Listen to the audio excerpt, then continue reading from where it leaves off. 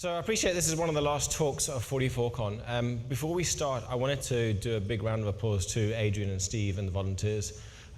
It's very cool to have a conference like this in the UK that has such good technical talks, and to be honest, is a really good shining star in the calendar. So well done to you guys, seriously.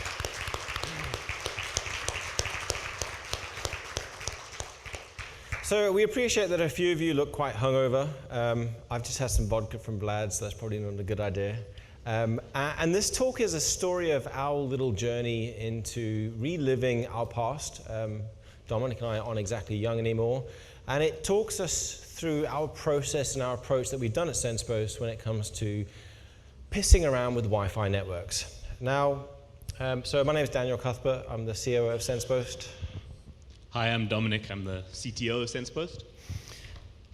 And as with anything, there's a legal disclaimer. Now, with normal things that you do at cons, you know, there's a gray area. Well, unfortunately, the fine line in this is actually non-existent. The shit that we're going to present here is kind of illegal under the CMA.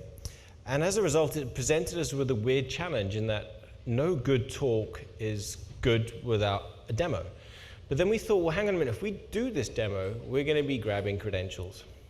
So it puts us in a position, because we don't want to breach the CMA. We don't want to get arrested. It was 10 years since that last happened, and that shit was boring. So we've moved on from that. So we're going with a live demo. But the live demo is nothing malicious. And you can honestly trust us. We've got faces of saints. So Dominic's going to do a live demo, but for everything else, there will be videos. And when you start to see the videos, you'll appreciate why we're going down the video route. So why Wi-Fi? We're actually quite obsessed about Wi-Fi at SensePost. You know, we love doing the assessments, we love doing the training, and to be honest, Wi-Fi is everywhere. You know, if you look at devices today, everybody has Wi-Fi, and to be honest, it's ubiquitous. Every device has got it, and to be honest, it's quite cool still. The problem is the InfoSec community looks down upon Wi-Fi as this skiddies type approach into penetration testing. So you're new to the industry and you think, right, what am I going to do? Well, I'm going to write XSS, which is another lame thing, or I'll do Wi-Fi hacking, or I'll become a lockpicker. And we think that's a bit unfair because you can get a lot out of it. And interestingly enough, it wasn't just us who felt the same way. At DEF CON last month, iHunt Pineapples decided to go around poning all the skiddies that had bought Hack5 pineapples. And it was quite funny because you see all these people on Twitter going, shit, my device has got this weird thing popping up, I don't know why. And the one thing there that is quite a thing, I'll paraphrase, read the fucking code the next time you buy super elite skiddy hacking gear. This shit is criminally insecure. So there's a lot of unfair abuse when it comes to messing around with Wi-Fi, and we didn't think that was fair. Because the promise of hacking Wi-Fi is actually pretty cool. Not only do you today gain access to cloud credentials, right? Most people here, I'm sure in this room, have got a smartphone of sorts, and I can guarantee you've got 5 or 6 cloud credentials on that smartphone. But you can also use 20-year-old Ethernet vulnerabilities, which is pretty cool. So if you've got vulnerabilities at every single layer when it comes to Wi-Fi hacking, why have you not got creds falling from the sky? In the last 14 years, there's been some serious research pushed out aimed at the Wi-Fi layer. But to be honest, you know, the things aren't as good as they should be.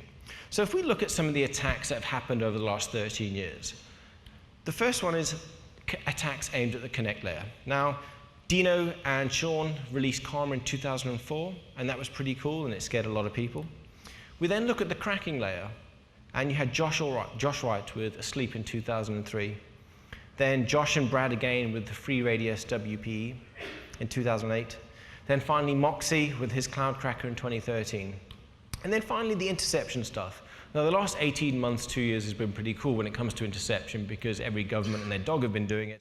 But we've been able to do that with Wi-Fi for a while. You know, Doug Song, any of the really old fuckers in this room remember Doug Song, released DSNF in 2000, right?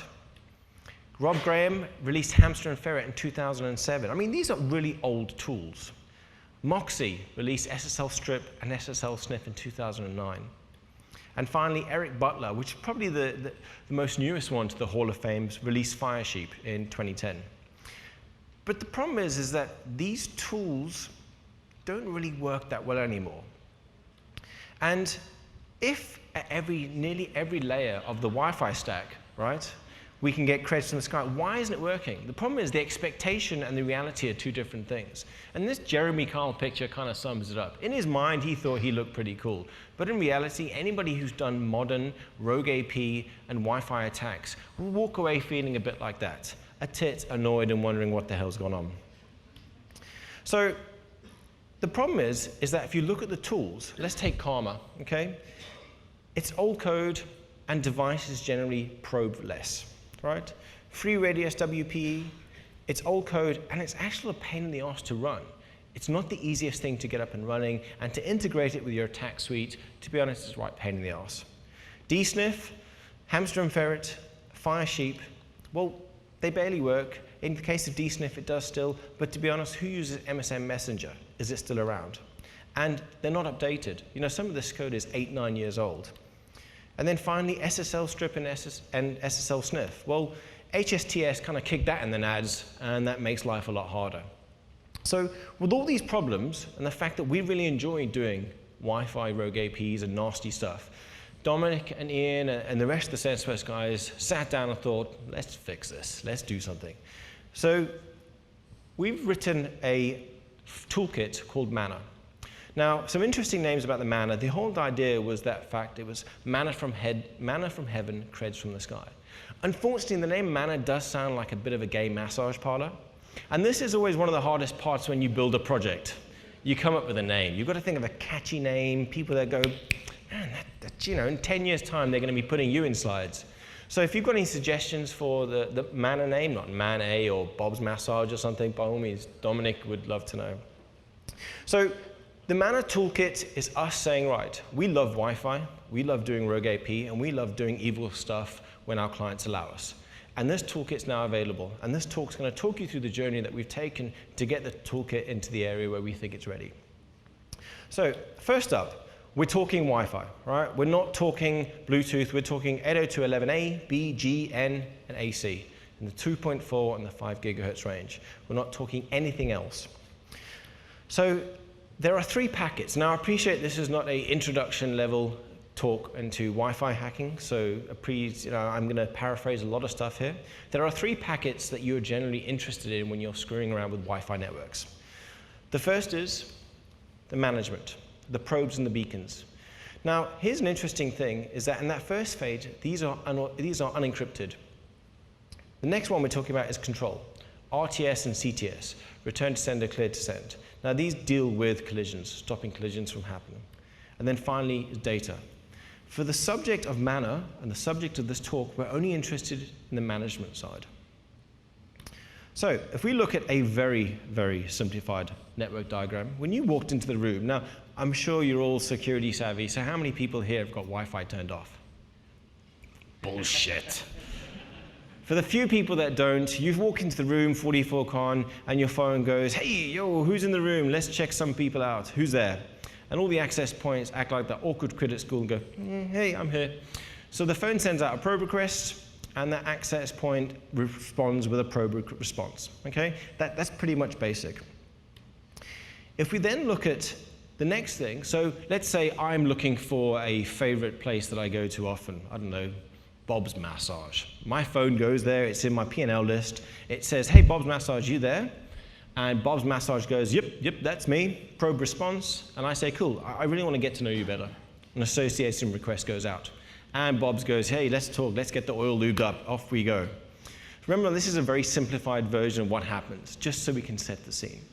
So with tools like Karma, now that's Dino, and that's Sean. Just a quick thing here, I tried to find a really old, awkward picture of Dino, which is quite easy, but I didn't want to post it. Sean, on the other hand, here's the weird one. If you Google Sean Macaulay, you'll see a lot of images of a young gentleman who poses a lot for Instagram showing off his six-pack. It's a bit hard putting that up there because you wonder, hang on, maybe Sean's just gone into a different line of work or something. But anyway, so that's a picture of Sean. When Karma was released in 2004, 10 years ago, it was well ahead of its time. Because Dino and Sean at the time never anticipated the fact that we would now be walking around with mobile devices that all made use of the Wi-Fi protocol that had so much information that was so valuable to attackers. Back then, effectively, you had big chunky laptops, you had massive PCMCIA, Wi-Fi cards, and to be honest, it was all a pain in the arse. Whereas Wi-Fi now is available everywhere. So the old Karma attack was really interesting back in the day. So how Karma worked was, the device will probe for remembered networks in your preferred network list, and even when it's not near them. And this was the same flaw that Glenn and I exploited when it came to the Snoopy framework. And effectively, Karma would just respond to saying, hey, you know, I want my home network, and Karma would go, yep, that's me, and then the damage would be done. The problem is that it doesn't really work like that anymore. And then a few guys came along afterwards and said, listen, this is cool, we really like Karma, we need to make it better. So Thomas came in with the aircrack stuff, and then our own Robin, right in the beginning there, a much younger version up there, came up with a very, very cool Karma patch for host APD. Now, the problem with aircrack is that it's software only, so it doesn't require master mode, and makes it slower. And then, to be honest, host APD stuff and Karma doesn't really work that well. But it was still quite cool that we're looking at it. And this all led into a serious bag problem of fail, all right? Because when you did a Karma attack on networks back then, it doesn't look like a real AP. It looks fake. And also, it doesn't respond to broadcast requests, which is a key differentiator of how modern networks are today. So I'm going to pass this over to Dominic now. Okay, so the first thing we built into the Manna toolkit was our improvements to Karma attacks to make them work again. And the problem we identified was that your device will find networks doing the broadcast probe, and then it will try and connect to networks on the P&L. The current Karma attacks just look at connecting to the device on the P&L. They don't deal with the broadcast stuff. So what we realized is to be more effective in our Karma attacks is we needed to respond to that broadcast probe. But we don't know what to respond with because we don't know what's in the P&L.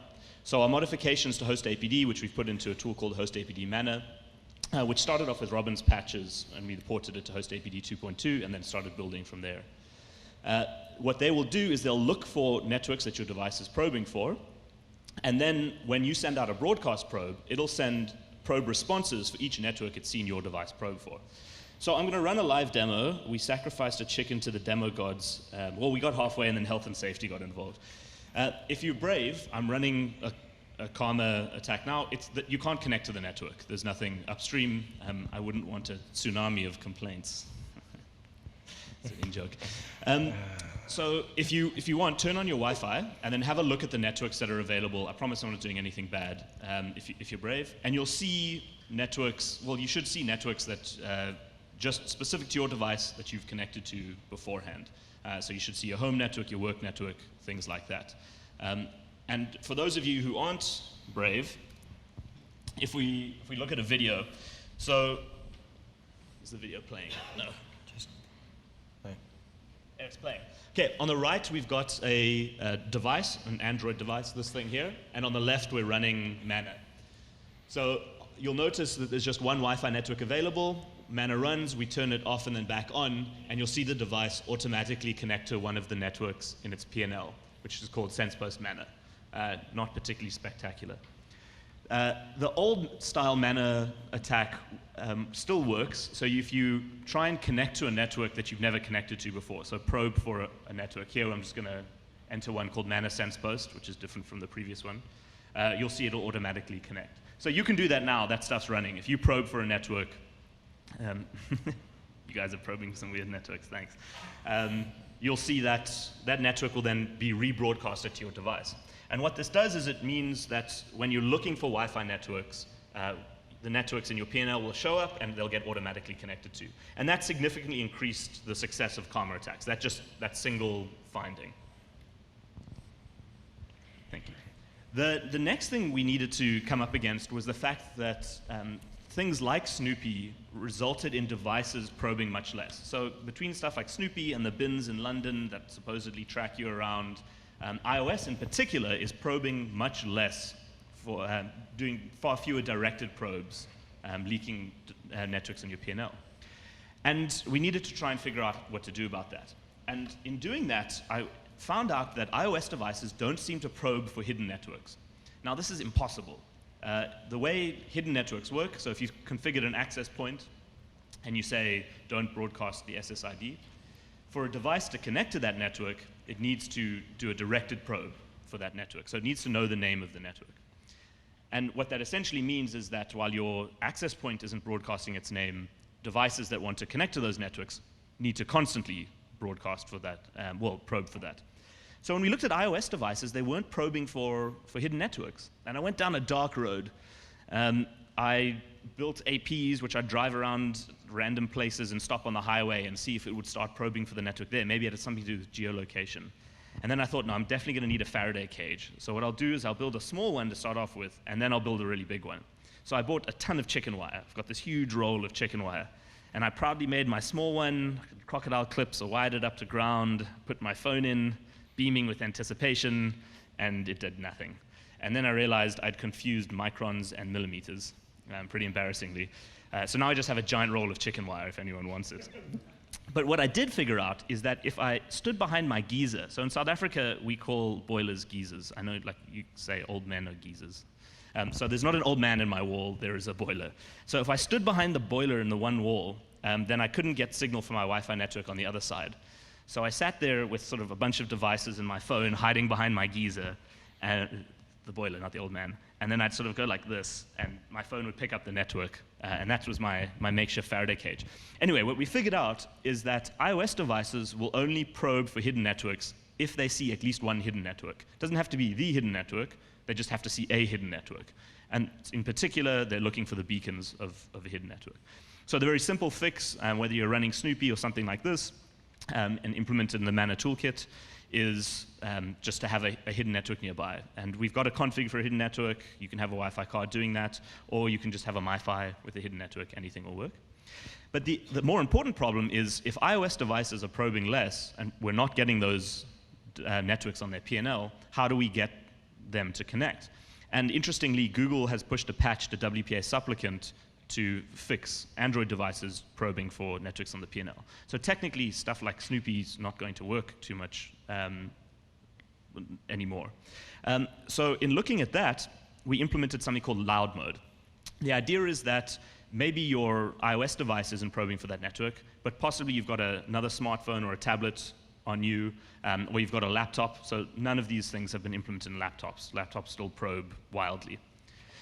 And we can have a look at that. So if I run this in loud mode, what you'll see is it'll now, instead of rebroadcasting individually to your device, it'll rebroadcast everyone's networks to everyone's else. So if you look at the available Wi-Fi networks right now, you're going to see a lot, like all of the Wi-Fi networks that each of you are probing for, be rebroadcast. Thanks, Dan.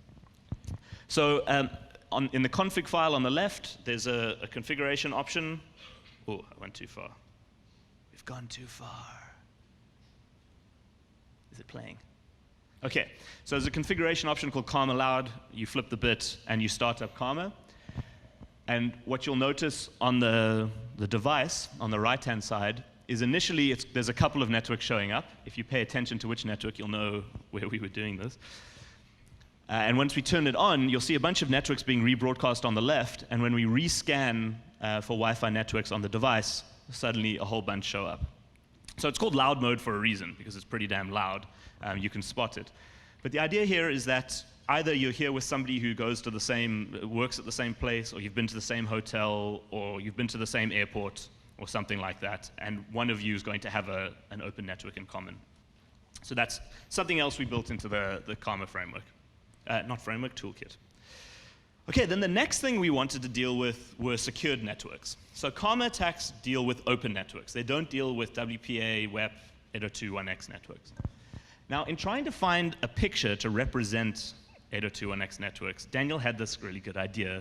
Why don't we put the Wi-Fi card in a condom? And we agreed it would be his Wi-Fi card, not mine.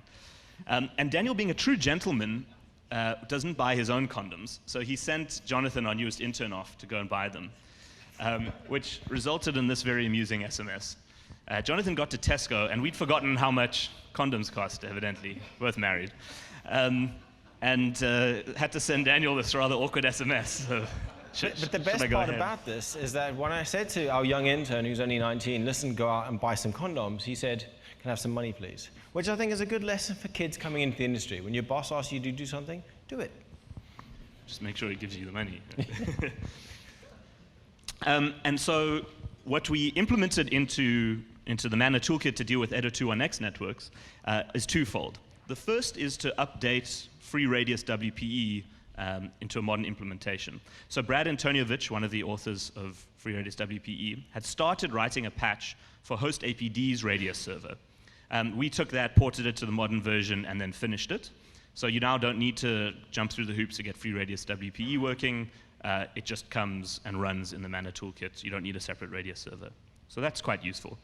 But the next thing we did is, it's nice to get the creds, and normally they're domain creds. You typically don't have people running 802.1x networks just at their home or at Starbucks. Is if we can get them to connect to our network as a secured network. So Ian, one of the guys that I did this work with originally, he built something called Crack APD and integrated it into our host APD Manna toolkit. So what it'll do is it'll take the relevant MS-CHAP challenge response stuff, farm it out to something to crack. We're using Ssl with the RockU database. And if it successfully cracks it quickly, it'll automatically add it to the radius users list, and then if that device tries to connect again, they'll be able to. And they get their domain creds and to man in the middle of them. So over here, thank you, we've got the Wi-Fi device on the right, which Ian happened to use his own phone, and you'll see there's a secure network called Always On Secure. It's already configured. If you have a look at it, it's PEEP. There's a username and password already specified. So we want this phone to try and connect to our network. So if we have a look at the EAP users file on the left, we're just tailing it. We want to look for something being added to the bottom there. On the top, we're going to start up our Manna toolkit in EAP mode. And what you'll notice with the phone after it fires up is that it'll connect to the always-on secure network. But on the left, you'll see user and password has been added to that file. And there it connects. So the stuff can be cracked really quickly.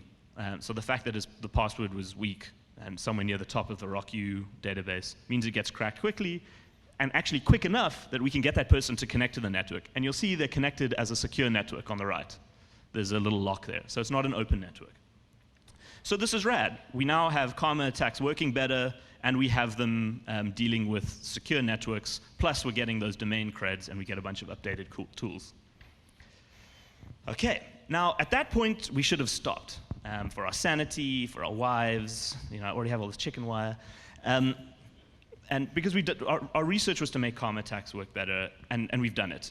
We killed ourselves. Actually, I think you lost your hair when you wrote the host APD patches, is that right? It's this like low-level C code with no comments. You have to just sit there putting debug statements until you eventually figure out where you are.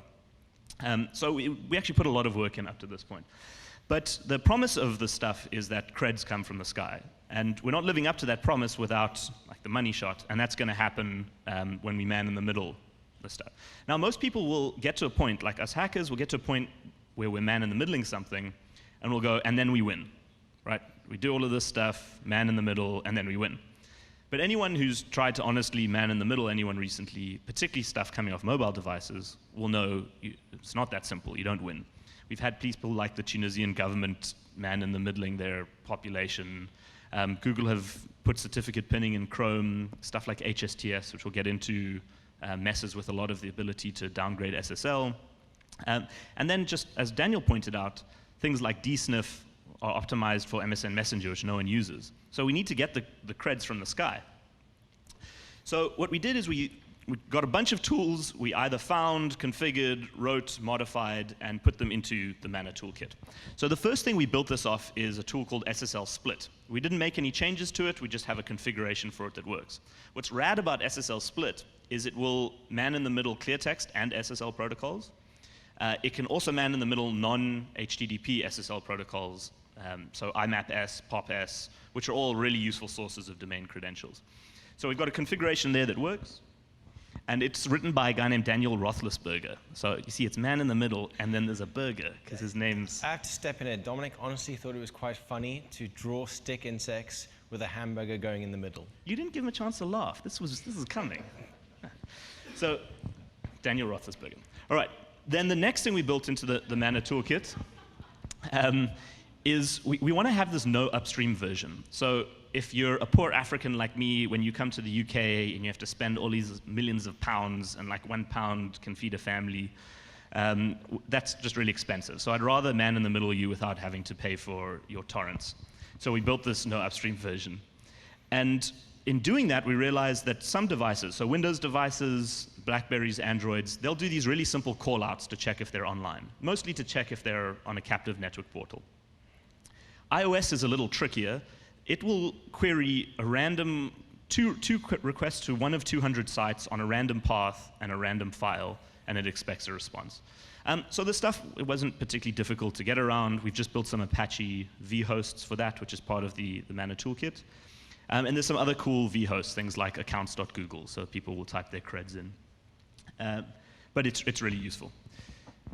The next thing we had a look at was, could we get a malicious cert on the device? Because that makes man-in-the-middling even better.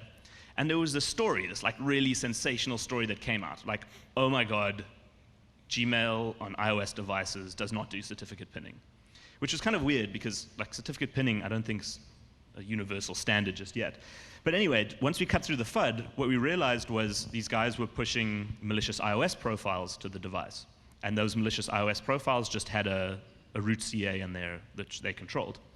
So one of our interns, Chris, built that, and he got it working like really well, so that if you just connected to the network, those captive network portal requests, he'd intercept, and you'd literally get a prompt on your phone as you connected, saying, do you want to have your settings auto-configured for this network? Here is a helpful profile. And there we patted ourselves on the back. We thought it worked really well. But then we chatted to Etienne over here, who builds and runs our mobile course, and he sort of looked at us and I think in his mind spat and said, why are you loading iOS profiles? Why don't you just push a cert? I'm like, no, but that's Etienne. Yes, we are pushing a cert. And he's like, no, just serve the file. I'm like, what do you? Like, no, you're going to show me. So it turns out, thanks to Etienne, that you can just push a certificate, like not with a fancy header, just serve a certificate file to either iOS in Safari or Chrome on Android, and it will helpfully prompt to add this to the root CA, like one prompt, and if you click the wrong button, you win forever.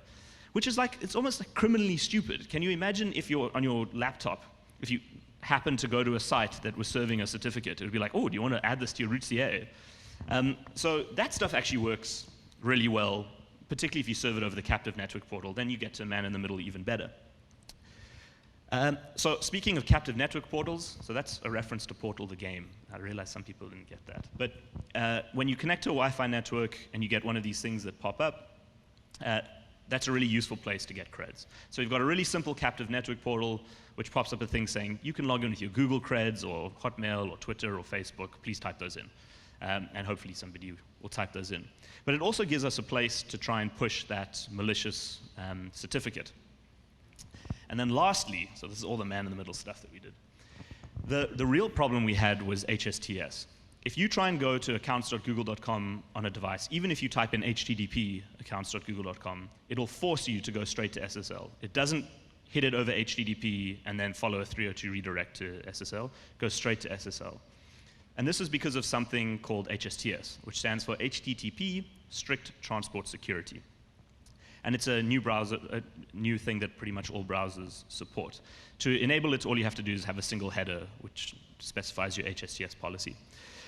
So a guy named Leonardo NVE gave a really cool talk at Black Hat Asia in this year, where he wrote a version of SSL Strip, which had been modified to have a partial HSTS bypass. And what this does, which is pretty cool, is it relies on the fact that HSTS will be specified for an exact, fully qualified domain name. So accounts.google.com will have an HSTS entry in your browser. If you try and go to there, it'll mess with it. So he wrote an intercepting DNS proxy that, if you tried to go to things like accounts.google.com, would actually send you to webaccounts.google.com, which doesn't exist. But the DNS proxy would make it look like it exists and do this translation. Or if you try to go to www.google.com, it'll take you to quadw.google.com, which also doesn't exist, but the DNS proxy would do this translation. And that gives SSL Strip a chance to work again. So when you go to www.google.com, it redirects you to quadw, prevents the HSTS stuff from loading. And then we can rewrite the page like we would in SSL Strip to prevent it going to accounts.google.com. We'll rewrite it to go to webaccounts.google.com over HTTP and have the DNS proxy and SSL Strip do the stuff in the background. So we can keep stuff in clear text and prevent it getting upgraded to SSL, and it works gangbusters. So here's a video. Has the video started? Yes. Okay, so we've got our device, and this is the Chrome browser, and we're going to go to a website called foo.com, which doesn't exist in our no upstream, so we get the captive portal.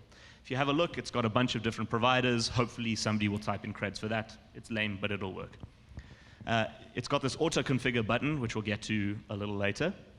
But quite simply, if we log in with our creds, it's going to go through to the Apache log file, and we can pull those out. We're currently writing some code to scrape those things out a bit easier, so you don't have to look at things like Apache log file. But there we go, username, password, no SSL, and it was the captive portal. Okay, but now if we go to something like accounts, google.com, what you'll notice is that your browser will get redirected to quadw.google.com, for which there is no HSTS entry. Plus, we can rewrite the sign-in link so that if you click there, it keeps us on quadw rather than going to accounts.google.com. And this is all fake. We've got an Apache vhost part of the Manna toolkit. It just looks like Google. But your average user most likely going to type in their creds thinking this is what Google does when I go to it in browsers. And then same thing, we can get that out of the Apache log files. So that's quite useful if you don't have upstream internet and you're looking for stuff. I spoke too fast for the video. Okay, now if we go back to the captive portal on foo.com, we can go to any URL which doesn't exist on our upstream. If we click auto-configure there, this is where it pushes the certificate. So it just serves the file, and Android will give you this prompt which asks for a name for the certificate. And it's just got like this package contains one CA certificate. No like warning user, this is a bad idea. And if you click OK, you just get this little warning in the top left-hand corner. You see there's a which says network may be monitored, which you can imagine your mother would be like, yeah, well, of course this network's monitored, the NSA.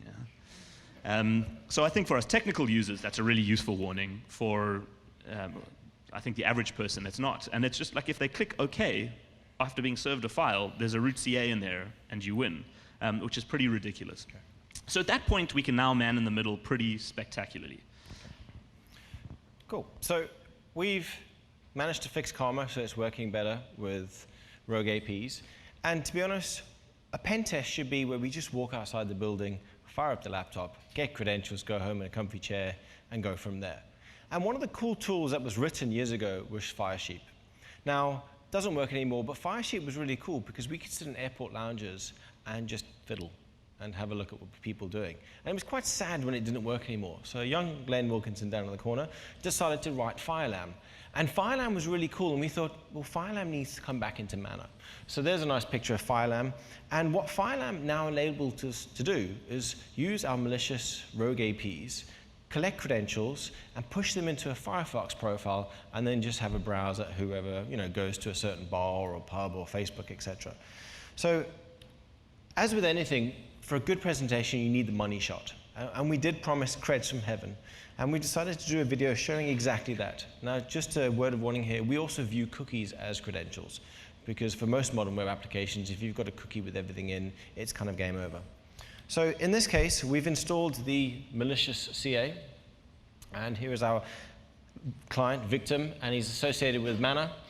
And we're going to open up the browser, and that's Google Chrome for Android. And remember, the CA is installed, and we can go to accounts.google.com. Now, we're running this with the upstream. So this is the live googleaccounts.com. Remember, we've got the rogue CA installed. So user logs in. There's their details because it's a live site. Click sign in. And there are the credentials caught. Now, Manna now has access to those. Okay? So that's all well and cute. We've got the root CA. But then if we decide, well, hang on, let's go to a domain where we don't have root CA. Let's go to facebook.com. Now, HSTS kicks us in the arse here, and we think, well, let's use our bypass here. So you notice the quad facebook.com pushes it down to SSL. Now our SSL strip can do it. So we enter in an account that we created just for this demo. Very slow typing. Make click noises. Like a Zulu, a Corsa or something. Like a keyboard. Oh. And once the user logs in, the accounts are saved into Manna. So we're already starting to get credentials, okay? Don't know how to do that in this one.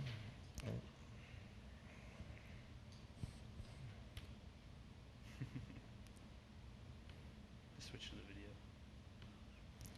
Sorry, let me go to the video. Where are we going with that? We had this huge argument. I like PowerPoint and Daniel likes Keynote. So Daniel won and we're using Keynote. And this is giving me great joy to see. Who seriously uses PowerPoint in 2014? Well, you know, we can play a video in PowerPoint.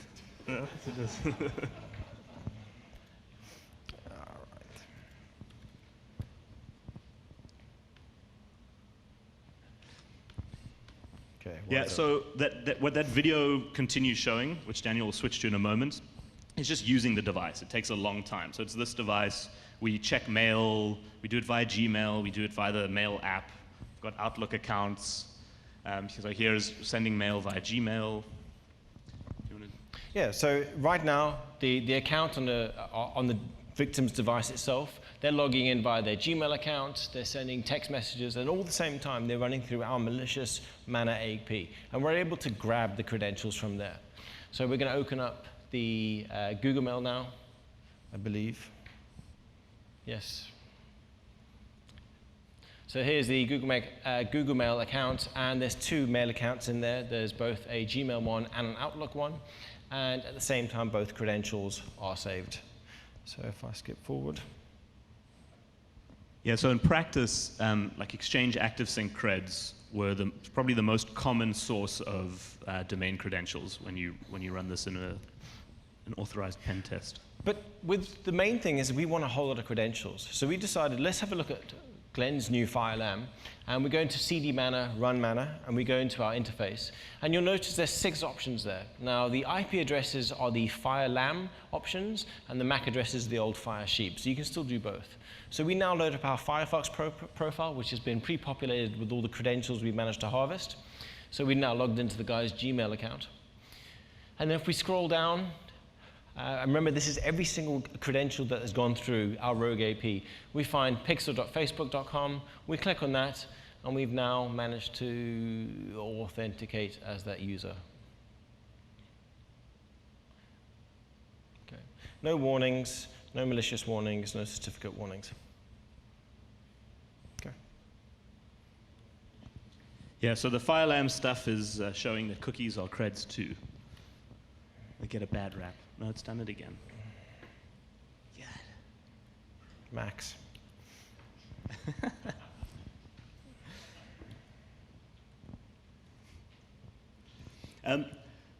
Right, so one of the things we're working on at the moment is just something which will built into FireLAM that'll pull out all the creds instead of you having to manually go through some of the files, which will be quite nice. But at the moment, it's all in one directory that the various files get loaded, whether it's mail creds or cookies that you can pull it from. And so the promise of this stuff was that it would be creds from heaven. And we can attest to it. We've run it. And I don't know why. It's part of the reason why we're not doing a live demo here, is like the few times we've tried to run it in controlled circumstances, you still end up with somebody across the road or in another room, like creds coming through. At one point, I was wondering why my disk was getting full, and I realized like a head of a large corporation was sending all of their mail, like they were just updating their entire mailbox through me. I'm like, ooh, I had to kill it really quickly. I give up. And yeah, so in summary, what we did is we updated Karma attacks so that they work with modern devices.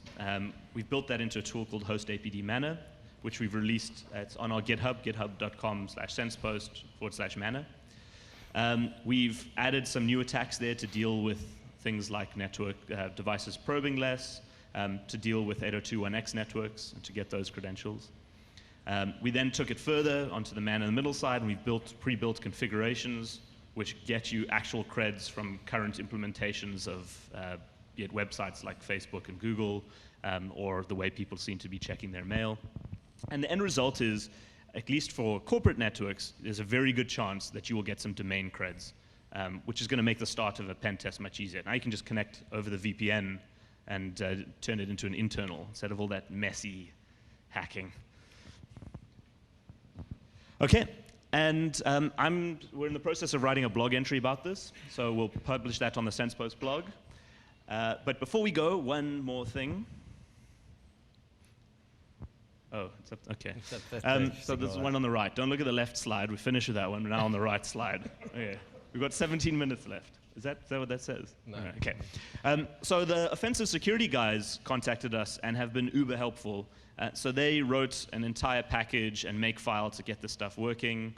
So we had an installer for things like Kali, but it's going to be in Kali hopefully in the next little while. It's currently in the Kali proposed repositories. If you're familiar with Kali, you can add those apt-get install manna-toolkit, and it'll come down.